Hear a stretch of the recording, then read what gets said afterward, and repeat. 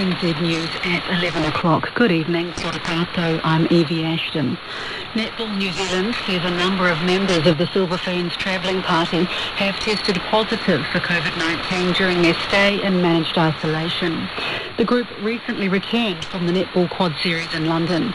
Netball New Zealand's head of high performance, Kia Hansen, says everyone in the touring party followed strict protocols while in London and tested negative before travelling back to Aotearoa. Netball New Zealand will not release any further medical details because of privacy concerns, and the Ministry of Health has declined to comment for similar reasons.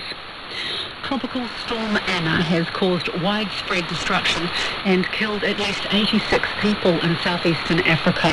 Anna first hit Madagascar, where a state of disaster has been declared, and then made landfall in Mozambique before moving inland to Malawi, where it triggered massive power cuts. Across all three nations, the storm has affected hundreds of thousands of people. The region has been repeatedly struck by severe storms and cyclones in recent years. Mozambique Prime Minister Carlos Agostinho de Rosario says his country is one of those that seems to suffer most from climate change, despite not being a great contributor to it. The US President has confirmed he'll replace Justice Stephen Breyer with the first black woman to serve on the Supreme Court. He strongly praised the outgoing justice, as Caroline Malone reports from Washington. President Biden described Justice Breyer as a model public servant in remarks on Thursday. Biden formally announced Breyer's retirement from the Supreme Court after 27 years and at the age of 83. The president said he considers choosing his replacement to be one of the most serious duties he has, and that he will choose a black woman to replace him by the end of next month. Breyer is likely to stay in the position until the end of the session in June, where the Senate can process a nomination for a Supreme Court seat before it's formally vacant.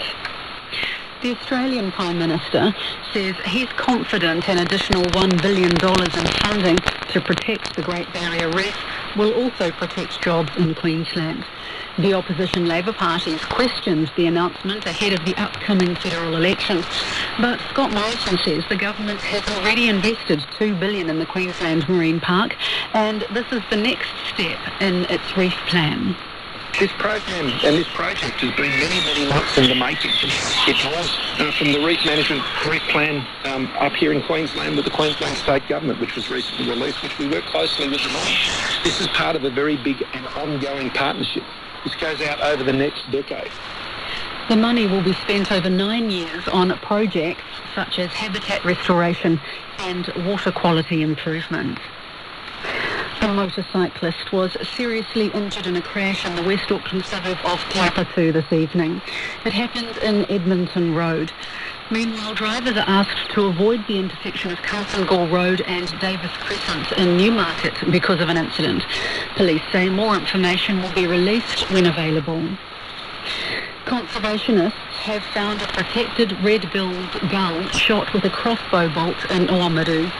Blue Penguin colony staff spotted the bird with the bolt lodged behind its wing in the harbour near Sumpter Wharf this morning.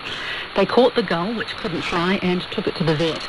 The bolt's been removed and the bird is recovering at a wildlife hospital. And in tennis, Rafael Nadal's quest for a record 21st Grand Slam title remains on course. In the semi-finals of the Australian Open in Melbourne tonight, he beat Italy's Matteo Berrettini 6-3, 6-2, 3-6, 6-3. A win in Sunday's final against either Daniil Medvedev or Stefanos Tsitsipas will break a three-way tie with Novak Djokovic and Roger Federer and give Nadal the outright record for most Grand Slam singles titles. In the other semi-final currently being played, Medvedev took the first set 7-6, and a short time ago Tsitsipas was leading the second set 3-2. That's the news.